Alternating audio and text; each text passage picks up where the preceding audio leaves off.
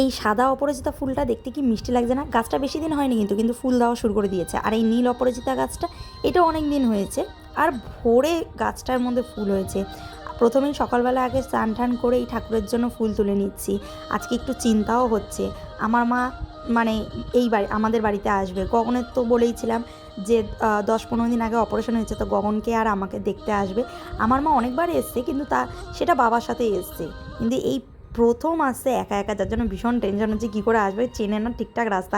কলকাতা থেকে মেদিনীপুর প্রায় 5.5-6 ঘন্টা আমার বাড়ি আসতে লাগে। ঠাকুরকে পুজো দিয়েই সোজা চলে এলাম রান্নাঘরে। বিশেষ কিছুই রান্না করবো না, একটা নিরামিষ তরকারি, ডাল ভাত আর মাছ করব। এখন 10:30 বাজে, একটু আগেই ফোন করেছিলাম, তখন বললো কোলাঘাট পৌঁছে গেছে, মানে আর ওই ডেক থেকে হয়তো 1.5-2 ঘন্টার মতন লাগবে। এটা কুদরি আলু বেগুন দিয়ে এখানটায় তরকারি করছে, এটা নিরামিষ তরকারি, আদা বাটা দিয়ে, বেশ ভালোই লাগে খেতে। আর আগের দিনের মাছ নিয়ে রেখেছিলাম, সেই মাছটাই এটা টমেটো আর পেঁয়াজ আর সর্ষে বাটা দিয়ে এটা মাখো মাখো একটা ঝাল ঝাল মতন করব। আর ডালটা আগেই তৈরি করা হয়ে গেছে, শুধুই বারবার গেটের সামনে গিয়ে দেখছি মা কখন আসছে। নেই, এখনও আসেনি। যতক্ষণ না পৌঁছাচ্ছে আমার যেন বুকটা ধরপড় করছে, কী করবে। গগনও এখানে চিন্তা করতে করতে শুয়ে পড়েছে। গগন বলছে কখন আসবে।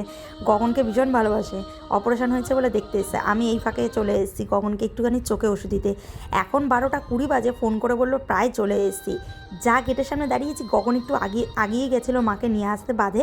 আর ওই দেখো আমার মা আর গগন দুই বন্ধু, ভালো মানে দুজনের গল্প, বেশ ভালো গল্প করার লোক পেয়েছে আমার মা আর গগন দুজন। ওই যে আমার মাকে রাস্তা দিকে নিয়ে আসছে, এতটা রাস্তা সে একা এলো, আর এখান থেকে বলছে যে আমি তোমার মাকে নিয়ে আসতে যাচ্ছি। আমার মা এসছে, আমাদের জন্য কত কিছু এনেছে, ফল এনেছে, যেহেতু গগন একটু অসুস্থ বলে ওর জন্য আরও এগুলো এনেছিল, কলা, আপেল, এখানে প্রভুজির ঝুরি ভাজা, চানাচুর, আর এটা হচ্ছে চিপস।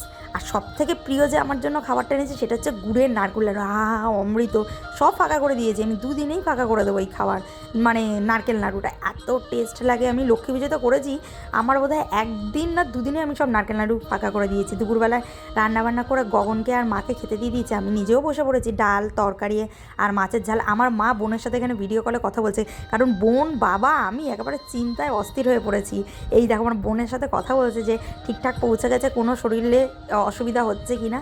অবশেষে মা 7 সমুদ্র 13 নদী পার করে আমাদের বাড়ি পৌঁছাতে পেরেছে। উফ, যা চিন্তায় ছিলাম আমি, গগন, বোন আর আমার বাবা।